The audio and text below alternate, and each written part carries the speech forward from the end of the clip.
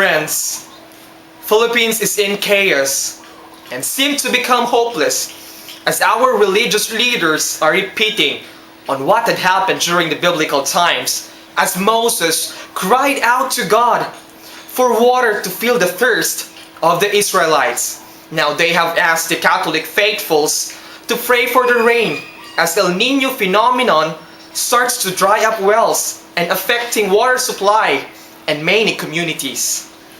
Yes, that's true.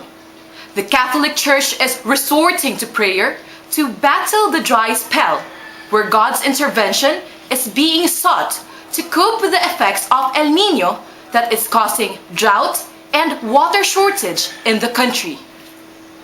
This is worsened by the forecast of the Philippine Atmospherical, Geophysical, and Astronomical Services Administration, or PAGASA, that the El Niño phenomenon in the country is expected to worsen in the coming months, where the adverse effects of the drought that is now plaguing our country will continue to intensify. It is sad that present technologies are unable to give little more than a few months' notice that an El Niño is in the offing, which is too late for the farmers, fishermen, and others to prepare for the weather disruption. Like in Baguio City, the summer capital of the Philippines is now suffering from severe water shortage after the city's main water resources are now starting to dry up. Farming areas are heavily hit, and fish kills become widespread in fish ponds and other bodies of water as oxygen is depleted due to extreme heat. Many parts of the country is now experiencing frequent power interruptions. This is due to the alarmingly decreasing levels of water in dams and rivers used by hydroelectric power plants to generate electric power. In addition, fires are becoming frequent occurrences in population centers as cities start to dry up and soon in wooded and mountain areas. Indeed, the country is already affected by the El Niño phenomenon that has already left a trail of destruction worth 3 billion pesos and growing immensely. It is for this reason that Human Development International, the movers of the call to save the mountains of the world, done at the country's tallest mountain, Mount Apo, in 2002, has become a global movement, is now calling upon authorities to restrict or stop people from climbing Mount Apo during this year's Lenten season. Cognizance of this fact that during the forest fires in the early 1980s and 90s at Mount Apo happened during a long drought period where climbing was not restricted, that allegedly irresponsible climbers have started the fire that scorched a large area of forest cover of the tallest mountain of the country. It was these sad events of the history of Mount Apo that triggered the Human Development International to recommend its 5-year closure in 2000 that was acted favorably as to give the mountain respite from the forest fires, human onslaught, and encroachment of this tribal god's abode. Surely, we don't want any repetition from the past, much so that even up to now, work is still ongoing in order to reforest the burned areas. Thus, we're calling upon the DNR Region 11, local government units around the nature park, the protected areas and management board, and other stakeholders to close Mount Apo during the upcoming climbing season after the dry spell is over and the vegetation of the mountains will come back to its normal life.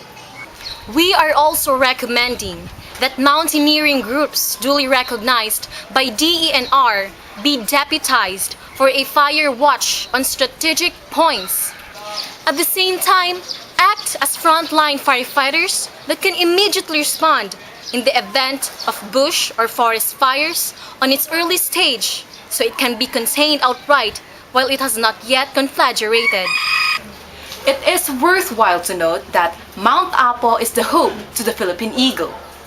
Unfortunately today, it is home no more due to people's neglect, selfishness, and irresponsibility. This has become an indicator of a dwindling forest, being a territorial bird where one eagle covers a vast tract of forest to survive. This is due to the fact that intrusion on the mountain continue unabated that endangered the mountain's delicate functioning of its ecosystem that provide life-giving sustenance to all living creatures and the people living in the communities at the foot of this mountain and at the lowlands. Worst, poverty on hinterland communities continues to be on a downward spiral with environmental degradation, where farmers continue to destroy the remaining forest by the use of slash and burn farming techniques in order to plant root crops and vegetables for their family to survive, while the rich continues to transform the remaining edge of the forest into resorts and summer vacation havens like in the Kapatagan area. This justifies Mahatma Gandhi's quotation that quotes, "Nature provides every man's need, but not every man's greed." True indeed, and because of this, Mount Apo is not only facing serious environment degradation, but also socio-economic problems that altogether pose a complex and enormous obstacle in attaining sustainable mountain development.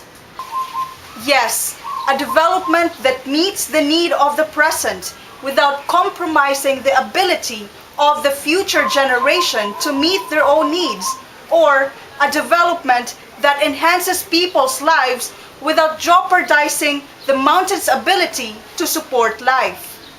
Thus, we at Human Development International are calling upon authorities to ban the climbing activities during the upcoming climbing season due to the prevailing drought.